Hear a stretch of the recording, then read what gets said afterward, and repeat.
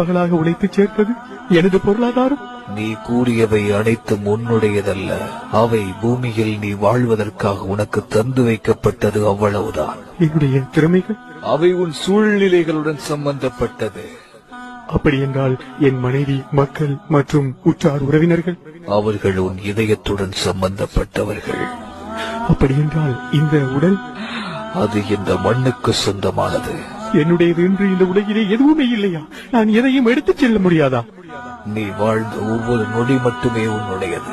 நீ செய்த தர்மம், பிறருக்கு நன்மை செய்தது, பிறர் துன்பத்தில் பங்கு கொண்டது, பிறருக்கு தீங்கு செய்யாமல் இருந்தது போன்ற நல்ல செயல்கள், நீ பிறருக்கு கொடுக்காமல் தடுத்துக் கொண்டது, பிறரை திட்டி தீர்த்தது, பிறரை பழி வாங்கியது, பிறருக்கு தீங்கு செய்தது, இது போன்ற தீய செயல்கள், இவை மட்டுமே உன்னுடையது.